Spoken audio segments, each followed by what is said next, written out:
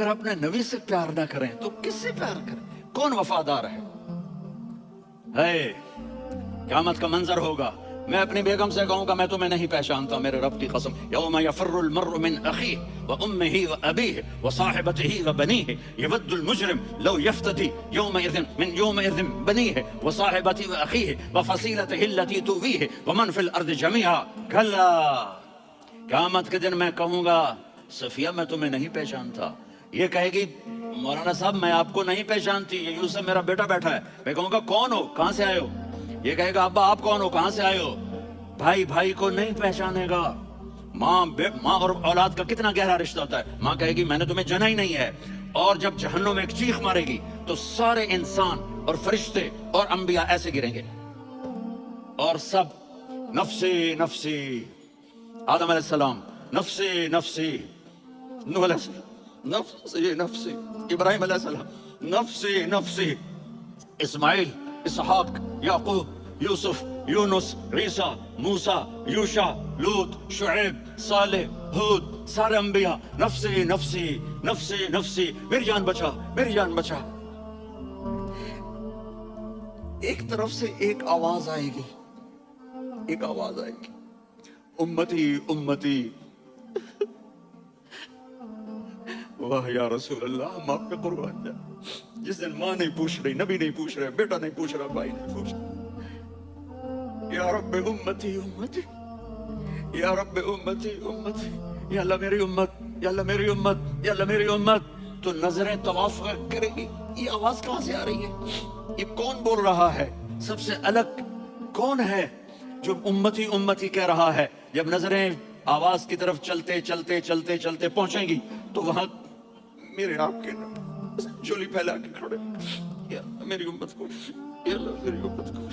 کون سی امت جو ساری زندگی شرابیں بیچتے رہے، جوئے کھیلتے رہے، زنا کرتے رہے، سود کھاتے رہے، جھوٹ بولتے، چوریاں کرتے رہے، ڈاکے مارتے، میرا نبی کہہ رہا ہے میری امت کو بچا، میری امت کو بچا۔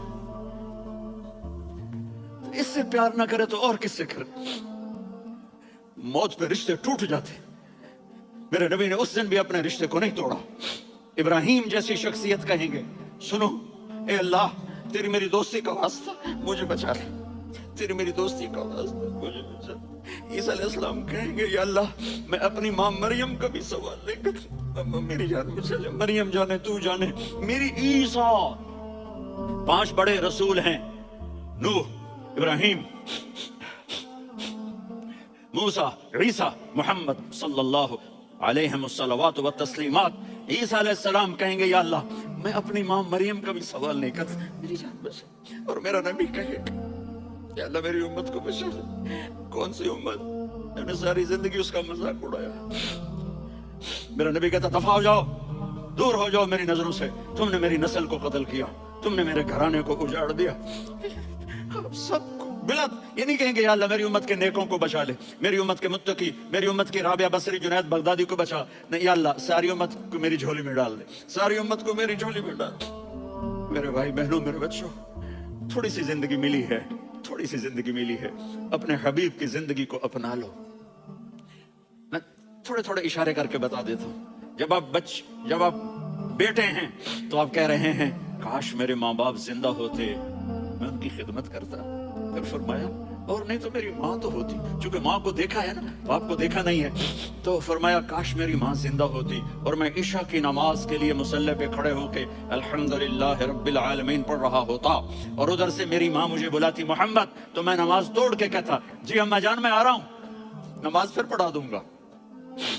اپنے والدین کی عزت کرو۔ یہاں کا بڑھاپا بڑا خوفناک ہے کہ اولادیں چھوڑ جاتی ہیں اور ماں باپ ٹوائلٹ جانے سے بھی عاجز ہوتے ہیں۔ اپنی ماں کی دعا لو، اپنے باپ کی دعا لو۔ میرے نبی نے فرمایا ہاں عمر میرے بعد ایک آدمی آئے گا، اس کا نام ہوگا اویس، اور وہ قرن کی شاخ سے ہوگا۔ ہو گیا ٹائم؟ اچھا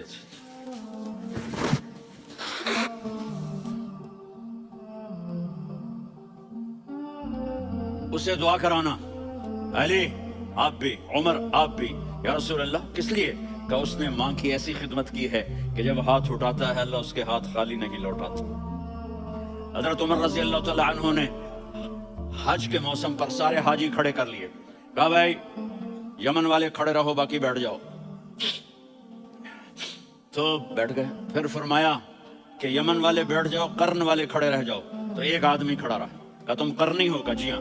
اویس کو جانتے ہو؟ جی میرے بھائی کا بیٹا ہے لیکن تھوڑا پاگل سا ہے، آپ کیوں پوچھ رہے ہیں؟ حضرت عمر نے فرمایا وہ نہیں، تو پاگل ہے. کدھر ہے؟ کہا جو اونٹ چرانے گیا ہے ادھر عرفات کی طرف.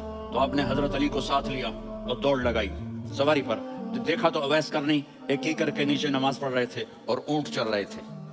تو جب انہوں نے دیکھا کہ دو آدمی آ کے بیٹھ گئے تو انہوں نے نماز شارٹ کٹ کر دی. تو حضرت عمر نے پوچھا کون ہو بھائی؟ کہا جی میں مزدور ہوں. کہا تیرا نام کیا ہے؟ کہا جی اللہ کا بندہ. کہا ارے بھائی تیری ماں نے تیرا نام کیا رکھا ہے؟ اس نے تو نہ حضرت عمر کو دیکھا تھا نہ علی کو. وہ کہنے لگا بھائی تم کون لوگ ہو میرا انٹرویو کرنے والے؟ یہ تو میں اپنی زبان میں کہہ رہا ہوں. تو حضرت علی بولے کہ بھائی یہ ہیں امیر المومنین عمر بن خطاب اور میں ہوں علی بن ابی طالب. تو وہ ایسے کانپنے لگے. میں معافی چاہتا ہوں، میں پہلی دفعہ آیا ہوں، میں نے آپ کو دیکھا نہیں. فرمائیے آپ. حضرت عمر نے کہا ہاتھ اٹھا ہمارے لیے دعا کر. تو وہ رونے لگی.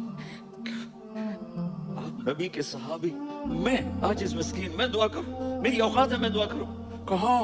ہمیں ہمارے نبی نے فرمایا تھا اویس آئے تو دعا کروانی ہے. عمر اور علی جیسی ہستیوں کو دعا کے لیے کہا جا رہا ہے. پیچھے تہجد ہے؟ نہیں.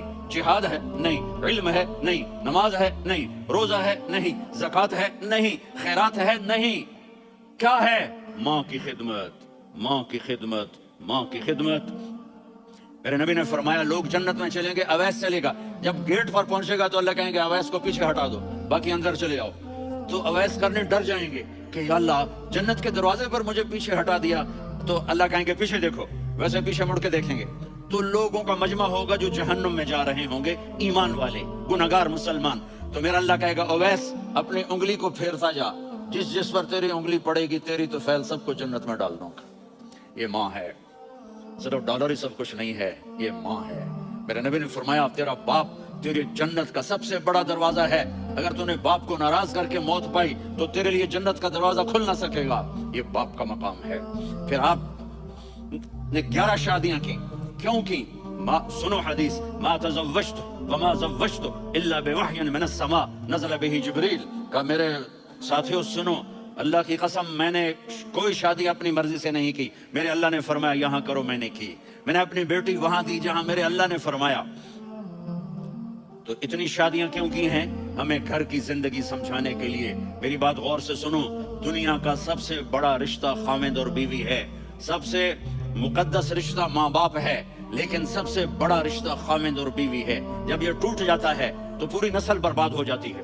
اس لیے آپ نے زندگی گزار کے دکھائی. آپ گھر میں جھاڑو دے رہے ہیں، آپ آٹا گوندھ رہے ہیں، آپ حضرت عائشہ کو لقمے بنا کے کھلا رہے ہیں اور حضرت عائشہ کی دلداری کے لیے فرما رہے ہیں عائشہ، سننا حدیث طبرانی کی، عائشہ انہو لیہون علی الموت ان اریتک زوجتی فی الجنہ. عائشہ مجھے جب سے پتا چلا ہے نا کہ تو جنت میں میری بیوی ہے تو مجھے تو مرنے کا شوق لگ گیا ہے.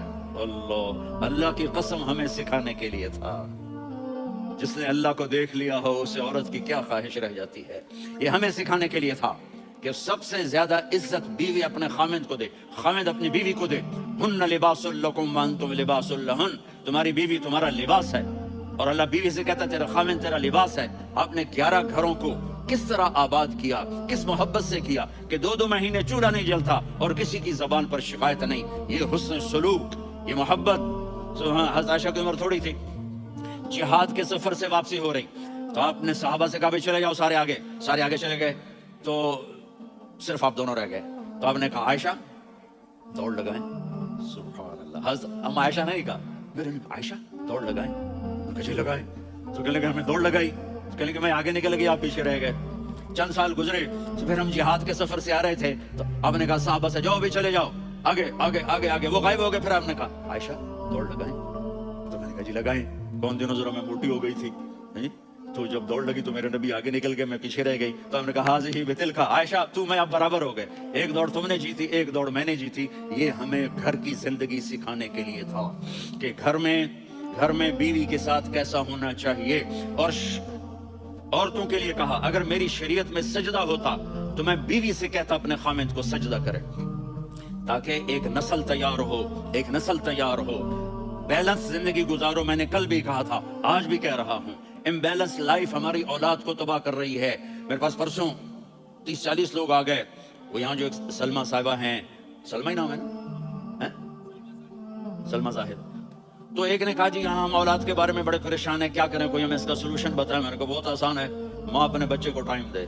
नसीहत की बात ही कर रहा हूँ, टाइम दे। मैंने कल आपको शक्ल बना के दिखाया था कि मेरे नबी हसन हुसैन को कमर पे बिठा के कमरे में चक्कर लगाते। इतने बड़े हस्ती, इतने बड़े नबी, और बच्चों के लिए वक्त निकाल रहे हैं और उनको लेकर घूम रहे हैं। फिर दोनों भाइयों को उतार देते और उनकी बहन जैनब को बिठाते और फिर कमरे में चक्कर लगाते। फिर फरमाते तुम्हारा ऊंट कैसा है।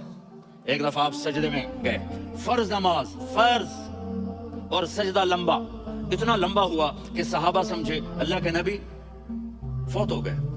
अब्दुल्ला बिन मसूद फरमाते हैं मैं पहली सब में था तो मैंने यूं करके देखा, वे चक्कर की है, तो देखा दोनों भाई हसन हुसैन मेरे नबी की कमर पे चढ़े हुए थे और मेरे नबी ने सजदे से सर नहीं उठाया। ये काम करो तो बच्चे तुमसे प्यार करेंगे। तुम कहते हो बच्चे हमसे डरते नहीं। मैंने कल भी कहा था डाइन ना बनो, मां बनो, थानेदार ना बनो, बाप बनो। तो उन्होंने ऐसे हाथ आगे किया कि मैं बच्चों को नीचे उतारूं। तो मुझे देखना, आपने यहां से ऐसे सजदा होता है ना, तो आपने इधर या इधर से देखा कि एक हाथ आगे आ रहा है मेरे बच्चों को उतारने के लिए, तो आपने सजदे में यूं किया, ये देख रहे हो, पीछे हट गए। जब तक वो खुद नहीं उतरे मेरे नबी ने सजदे से सर नहीं उठाया। और जब नमाज से फारिग हुए तो एकदम दोनों को अपनी गोद में लिया, कभी अभी हुमा व अम्मी ला तुर्दुहुमा, मेरी जान कुर्बान हो इन दोनों पर, ये मेरे जिगर के टुकड़े हैं, इन्हें दुख ना पहुंचाना। क्या आप देख रहे थे, एक जहर में तड़प तड़प के मारा जाएगा और एक का सर काट के नेज़े पे चढ़ाया जाएगा। आपको औलाद की मोहब्बत। नबी जिस दिन आप जा रहे थे, पीर 12 रबीउल अव्वल 11 हिजरी 611 ईस्वी 6 जून, आपने सारी बीवियों को बुलाया, इत्मीनान से मिले, रुखसत फरमा दिया। फिर दामाद अली को बुलाया, उनका सर अपनी गोद में रखे, उनके कमर पे हाथ फेर। न फातिमा को बुलाया, उनके कान में कहा बेटी मैं जा रहा हूं। वो रोने लगी, कहा रो नहीं, तू भी जल्दी मेरे पास आ जाएगी। 6 महीने बाद सिर्फ 24 साल की उम्र में हजरत फातिमा का इंतकाल हुआ। फिर आपने अली को बुलाया, दुआ दी, कहा फिर हसन हुसैन को बुलाओ। जो ही आपने उनको यूं लिया तो आप कैसे पानी की तरह आंसू बहने लगे, इस तरह कि आप आगे देख रहे थे एक बच्चे का सर कट के नेज़े पे चढ़ रहा है और एक जहर में तड़प रहा है, लेकिन आपने तकदीर, अल्लाह की तकदीर पर राजी हो गए। और जिब्रील, थोड़ी देर बाद जिब्रील आए, या रसूल अल्लाह, मौत का फरिश्ता बाहर है, अंदर आना चाहता है। जहां मौत भी पूछ के आए, उस हस्ती से प्यार ना करें तो और किससे करें। मलकुल मौत भी इजाजत लेकर अंदर आए और आकर कहा अस्सलाम अलैका या रसूल अल्लाह। आपने कहा वालेकुम सलाम। कहा या रसूल अल्लाह, आप पहली हस्ती हैं जिन्हें मैं सलाम कर रहा हूँ। मैंने नबियों की जानें निकाली, नेकों की, किसी को सलाम नहीं किया, आप पहले हैं जिन्हें मैं सलाम कर रहा हूँ। या रसूल अल्लाह, आप पहले हैं जिन्हें आपके रब ने कहा कि मेरे नबी से पूछ के अंदर जाना, बगैर पूछे ना जाना। आप पहली हस्ती हैं, मेरे रब ने कहा आना चाहें तो ले आना, रहना चाहें तो छोड़ के आ जाना। आपने फरमाया अगर मैं कहूँ तो मेरी जान निकालोगे? कहा जी निकालूंगा। तो आपने जिब्रील को देखा, आदमी यहाँ से सवाल करता है तू क्या कहता है, जाऊं या ठहरूं? तो जिब्रील कहने लगे या रसूल अल्लाह, अल्लाह आपकी मुलाकात के शौक में है।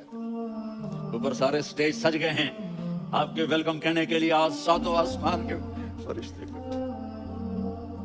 सुनो, मेरी आखिरी बात है। आपने कहा देखो, हसन हुसैन के लिए हाथ नहीं उठाए, देख रहे थे तड़पता हुआ जहर में और कटता हुआ सर, उनके लिए हाथ नहीं उठाए। आपने जिब्रील से कहा जाओ अल्लाह से पूछ के आओ मेरे बाद मेरी उम्मत के साथ क्या करेगा। ये जो हम बैठे हुए गुनाहों के दाग अपने सीने पर लेकर, चेहरे पर लेकर, का जाओ पूछ के आओ मेरी उम्मत के साथ क्या करें।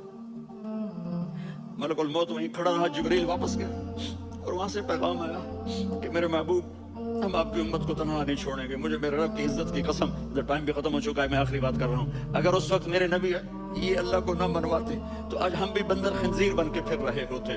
दुआएं दो उस कमली वाले को जो अपना जिगर कटा गया। एक रात आप भूख से लेटे हुए ऐसे, कभी यूं होते हैं कभी यूं होते हैं। करो हजरत आयशा के घर की बारी, कभी ऐसे होते हैं कभी ऐसे होते हैं। फिर एकदम आप आगे हुए और वो जो चारपाई की लकड़ी होती है उस पर अपने पेट को यूं रखा और ऐसे झुक गए, यूं झुक गए। हजरत आयशा बेकरार होकर खड़ी हो बैठ गए, या रसूल अल्लाह ये आप क्या कर रहे हैं, ये क्या कर रहे हैं, क्या कर रहे थे, मैदे को इकट्ठा कर रहे थे, भूख की शिद्दत। फरमाया आयशा भूख बड़ी लगी, आयशा भूख बड़ी लगी, जिसके लिए कायनात बनाई, आयशा भूख बड़ी लगी। हज़रत आयशा रोने लगी, या रसूल अल्लाह, आप यूं हाथ उठाएंगे और आपके लिए सब कुछ आ जाएगा, आप मांगते क्यों? कहा आयशा, मुझसे पहले मेरे भाई अंबिया इसी फाके में गए, मैं भी इसी फाके में अपने रब से मुलाकात करूंगा। मेरे अजीजों, मेरे बच्चों, नौजवान बैठे हो, बच्चियां बच्चे, अपना आइडियल अपने नबी को बनाओ, अपना आइडियल अपने नबी को बनाओ और नबी वाले अखलाक सीखो, आपके घर आबाद हो जाएंगे। बर्दाश्त करना सीखो, माफ करना सीखो। अब आप कैनेडियन हो या जहां से भी हो, इस पासपोर्ट की इज्जत करो, यहाँ के कानून का एहतराम करो, यहाँ वायलेशन न करो, झूठ न बोलो, किसी को धोखा न दो। यहाँ की लड़कियों से इसलिए शादी न करो कि मेरे पेपर बन जाएं, क़यामत के दिन काले मुंह के साथ उठाए जाओगे। और जो हुकूमत तुम्हारे लिए कानून बनाती है उसको फॉलो करो, टैक्स की चोरी मत करो। ये गवर्नमेंट तुम पर लगाती है, हमारी हुकूमतें तो लगाती नहीं है, लेकिन ये हुकूमत तो तुम पे लगाती है, तो अल्लाह के वास्ते चोर न बनो। टैक्स की चोरी बहुत बड़ी चोरी है कि सब आपके कामों के लिए इस्तेमाल होता है, तो यहाँ के कानून को औरों से ज्यादा अच्छी तरह फॉलो करो। दूसरा, यहाँ गैर मुस्लिम रहते हैं, सबको इज्जत दो, सबको इज्जत दो, उनकी खुशी में उनको मुबारक दो।